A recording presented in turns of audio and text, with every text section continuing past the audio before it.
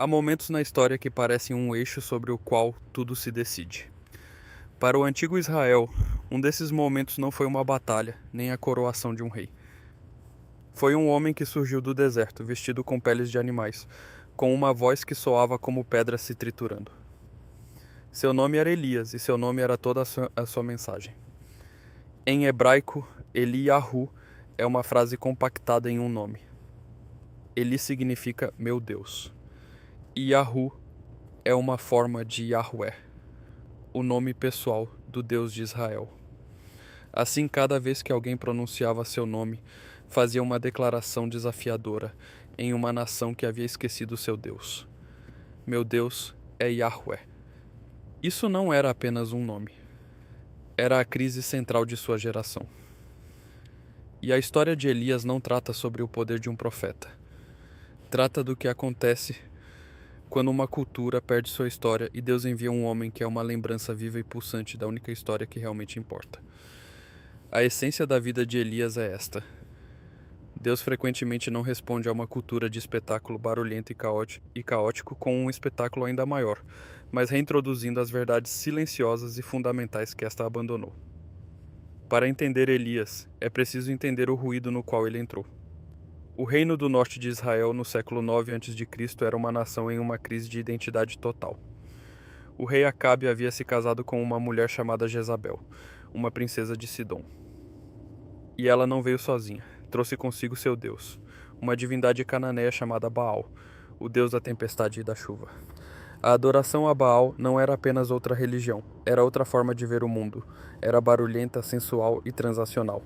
Realizavam-se os rituais, apaziguava-se o Deus, e obtinha-se a chuva necessária para uma colheita. Era uma religião de resultados, de espetáculo. E Israel, uma nação fundada em um pacto com um Deus invisível, que falava em sussurros e mandamentos, deixou-se seduzir. Acabe construiu um templo para Baal na capital, Samaria. Jezabel começou, com o poder do Estado às suas costas, uma purga violenta dos profetas de Yahweh. A nação vacilava entre dois pensamentos, como Elias diria mais tarde em 1 Reis 18, 21. A palavra hebraica para vacilar ali, poseim, é a mesma que se usa para saltar ou manquejar. Tentavam avançar manquejando com um pé no pacto de Yahweh e o outro no culto a Baal. Neste caos espiritual, entra Elias em 1 Reis 17 com a rapidez de um raio. Não há antecedentes, nem genealogia.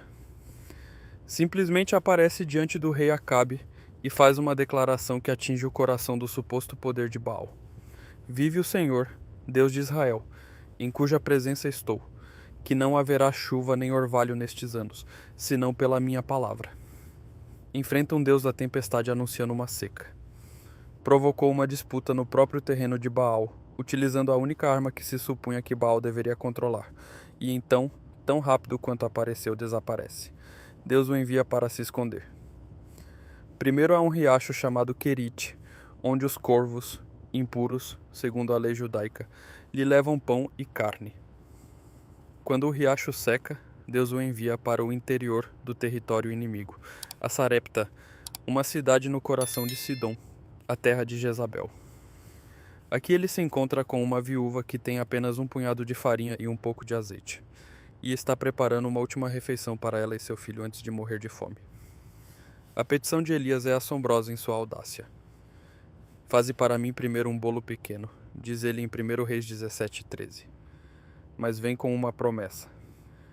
A farinha da panela não se acabará, e o azeite da botija não faltará até o dia em que o Senhor fizer chover sobre a face da terra. Em um mundo que acreditava que os deuses só reagiam diante de grandes rituais públicos, aqui o Deus de Israel atua através de um ato silencioso de confiança na cozinha de uma mulher estrangeira. Depois, quando o filho da viúva morre, Elias se estende sobre o menino 3 vezes. Clama a Deus, e a vida do menino retorna. Este é o primeiro caso mencionado na Bíblia em que alguém ressuscitou dos mortos. E a reação da mulher é o ponto crucial. Agora conheço que tu és homem de Deus, e que a palavra do Senhor na tua boca é verdade. 1 Reis 17, 24. Enquanto o povo de Israel perseguia o espetáculo estrondoso de Baal, o verdadeiro poder se revelava no milagre silencioso de um punhado de farinha e no fôlego recobrado de uma criança. Depois de 3 anos e meio de seca, Deus diz a Elias que é hora do evento principal. O confronto no Monte Carmelo, registrado em 1 Reis 18, é uma das cenas mais dramáticas de toda a Bíblia. Elias diz a Acabe para reunir todo o povo de Israel e 450 profetas de Baal no monte. Ele se apresenta diante da nação dividida e propõe a escolha com uma clareza pungente. Até quando cocheareis entre dois pensamentos? Se o Senhor é Deus, seguiu. E se Baal, seguiu. 1 Reis 18, 21. O povo se cala. Sua indecisão espiritual os paralisou. O teste é simples e genial. 2 bois, 2 altares, nenhum fogo. O Deus que responder com fogo do céu, esse é o Deus verdadeiro. Os profetas de Baal começam. Da manhã até o meio-dia, eles gritam, dançam e cantam. Nada acontece. Elias zomba deles em um momento de inteligência mordaz e sarcástica. Clamai em altas vozes, diz ele no versículo 27. Talvez ele esteja meditando, ou tenha algum negócio, ou vá de caminho. Talvez durma e precise ser acordado. Cada vez tornam-se mais desesperados, retalhando-se com facas e lancetas até que o sangue brote, uma prática comum nas antigas religiões estáticas. Mas não há voz, nem resposta. Ninguém lhes presta atenção. Então chega a vez de Elias. E tudo o que ele faz é um ato simbólico, consciente de restauração. Primeiro reconstrói o altar do Senhor, que havia sido derrubado utilizando 12 pedras, uma para cada uma das tribos de Israel, um lembrete silencioso de sua identidade unida. Depois faz algo que parece loucura. Em meio a uma seca, faz com que as pessoas derramem 12 grandes cântaros de água sobre o altar e o sacrifício. A vala ao redor do altar transborda.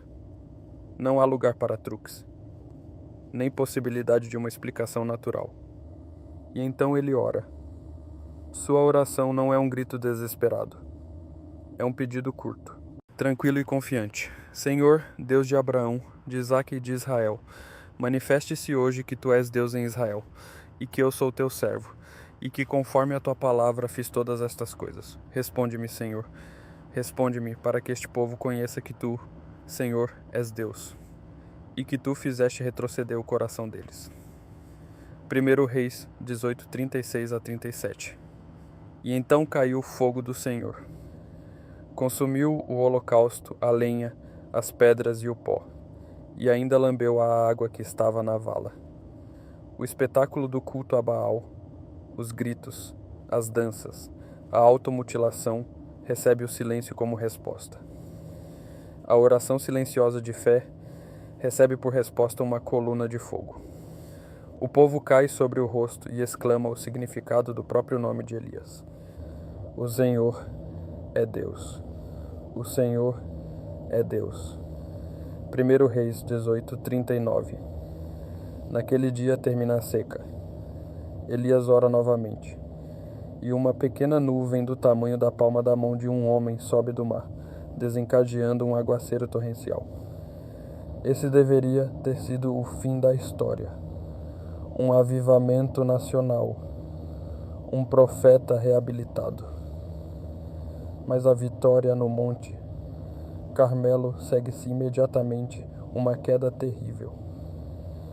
Quando a rainha Jezabel ouve o que aconteceu, não se arrepende.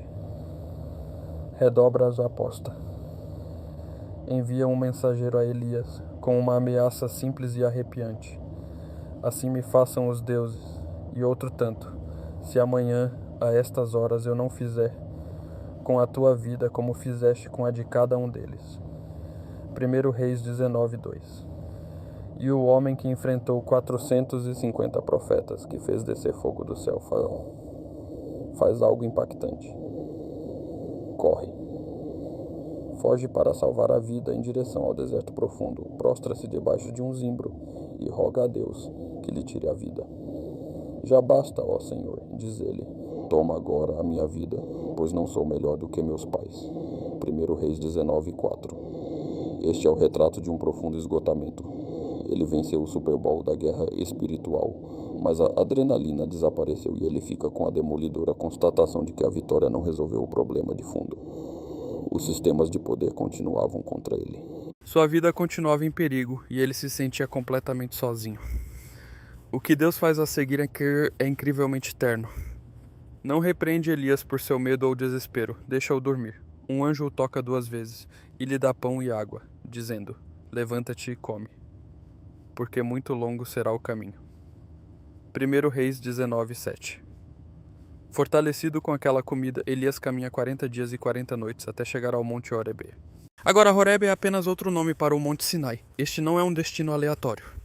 Este é o monte onde Moisés se encontrou com Deus na sarça ardente.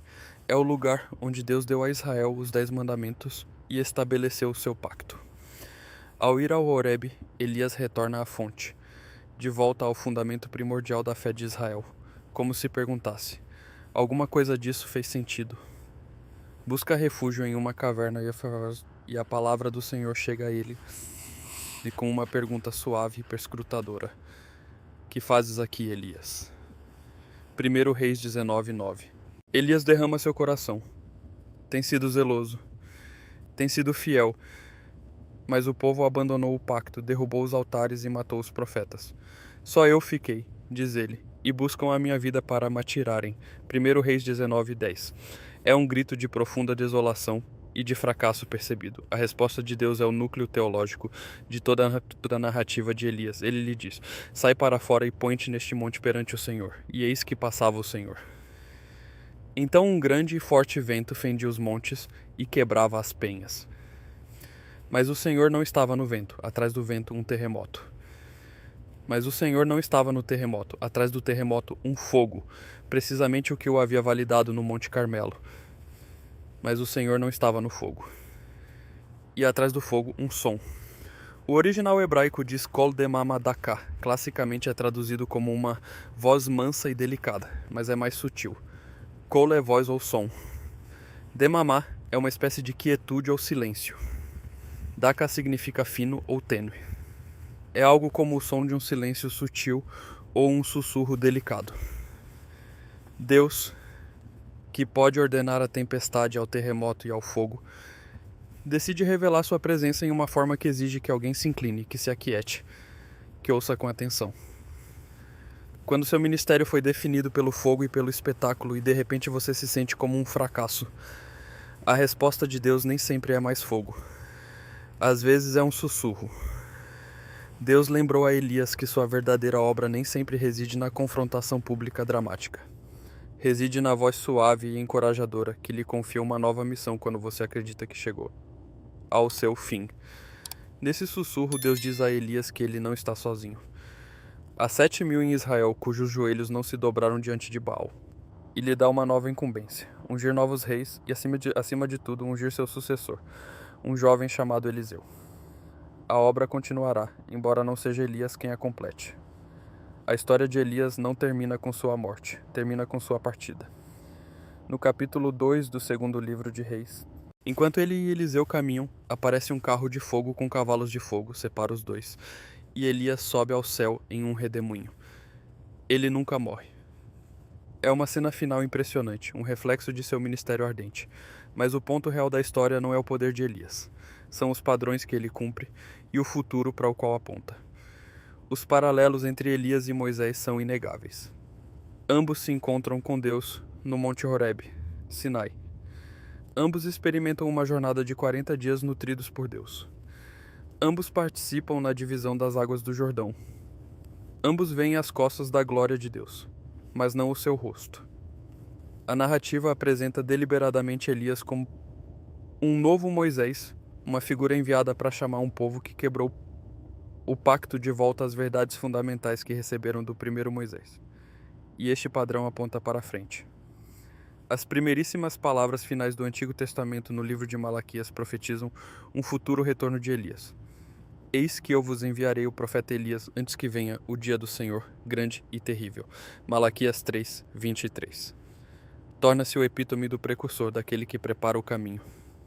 Por isso, séculos depois, quando um homem apareceu no deserto vestido com pelos de camelo e um cinto de couro. O que reflete a descrição de Elias em 2 Reis 1, 8. E pregando uma mensagem de arrependimento, o povo fez a conexão imediatamente. João Batista era o Elias que havia de vir e preparou o caminho para o Messias. Mateus 11, 14. E no Monte da Transfiguração, quando Jesus revela sua glória, quem está ao seu lado? Moisés representando a lei e Elias representando os profetas. As duas grandes colunas do Antigo Testamento dando testemunho daquele que cumpre ambas. A história de Elias é um lembrete de que a obra de Deus é muitas vezes um paradoxo. É barulhenta e é silenciosa. É um confronto público em um monte e um sussurro privado em uma caverna. É um fogo que consome pedras e um punhado de farinha que nunca se esgota. Deus não responde ao ruído frenético, performático e ultimamente vazio de uma cultura gritando mais alto, mas pronunciando uma palavra mais silenciosa, mais verdadeira e mais poderosa. E se você sente que é o único que resta defendendo algo verdadeiro em um mundo que enlouqueceu pelo espetáculo, então a mensagem do Horeb é para você. O vento, o terremoto e o fogo são reais, mas a presença de Deus, aquilo que o sustenta, lhe confia uma nova missão e o lembra de que você não está sozinho. Muitas vezes chega no sussurro. Se este exame da história de Elias lhe mostrou algo novo no texto, poderia tirar um momento para se inscrever e deixar um comentário. Mesmo uma única palavra nos comentários ajuda outras pessoas a descobrirem este canal. É algo pequeno que faz uma diferença enorme. Uma coisa é ver o grande arco na vida de um profeta. Outra é sentir a textura de suas decisões. Imagina um mestre luthier. Ele passou toda a sua vida aprendendo o tato da madeira, a ressonância, a espessura precisa necessária para o som perfeito. Ele é conhecido por seus instrumentos espetaculares, violinos que cantam com uma voz capaz de encher uma sala de concertos. Um dia, um patrono rico lhe encomenda sua obra-prima, um violino para um rei. O luthier coloca tudo nele: o bordo mais fino, o abeto mais raro, décadas de conhecimento acumulado. Ele o termina e é uma obra-prima. Mas pouco antes de ser entregue, um incêndio devasta sua oficina. Ele consegue salvar o violino, mas tudo o mais desaparece. Suas ferramentas, seus moldes, sua reserva de madeira. Ele fica sozinho com aquele único instrumento perfeito e os escombros fumegantes da obra de sua vida. Ele senta-se ali, entre as cinzas, segurando aquela obra-prima e sentindo-se um fracasso total. Todo aquele esforço, toda aquela habilidade para um único violino que está prestes a deixar suas mãos para sempre, ele pensa. Qual foi o sentido de tudo isso? Na manhã seguinte, enquanto contempla as ruínas, aparece silenciosamente um jovem aprendiz que havia aprendido com ele durante anos. Não diz muito. Simplesmente começa a retirar os escombros, um pedaço de madeira carbonizada após outro. Depois chega outro aprendiz e mais outro. Eles não vieram para falar do grande violino. Vieram para ajudá-la a reconstruir a oficina. E em seu trabalho silencioso, o mestre luthier percebe que seu legado não era apenas um único instrumento perfeito que havia criado. Era o conhecimento e a paixão que havia transmitido àqueles que continuariam o ofício muito tempo depois de ele ter ido. A atuação espetacular era para o rei, mas o trabalho silencioso de reconstrução era para o futuro. Elias teve seu momento no Monte Carmelo, a obra-prima. Mas entre as cinzas de seu esgotamento, burnout, Deus o lembrou de que seu verdadeiro legado não foi o fogo do céu, mas o ato silencioso de ungir Eliseu, aquele que recolheria o manto e continuaria a obra. Isso é o que há de especial em uma história como a de Elias. Ela recalibra aquilo a que prestamos atenção. Vivemos em uma cultura do espetáculo, um mundo de confrontos dramatizados que se desenrolam a cada minuto em nossas telas. Somos condicionados a buscar a Deus no fogo, no terremoto, no evento que ganha as manchetes. Mas a jornada de Elias nos ensina que o evento espetacular é frequentemente o prelúdio, não a conclusão. A obra real e duradoura de Deus acontece muitas vezes no sussurro posterior. A nova missão confiada em silêncio quando sentimos que já não nos resta nada. Convida-nos a cultivar o ouvido para o colo de Mamadaka, o som de um silêncio sutil em nossas próprias vidas. E além disso, há algo mais oculto neste texto. É a profunda graça que Deus mostra a um profeta apanhado pela depressão. Elias tem tendências suicidas, está isolado e convencido de que a obra de sua vida foi em vão. A resposta de Deus não é um discurso teológico. É sono, comida e água. É uma presença silenciosa.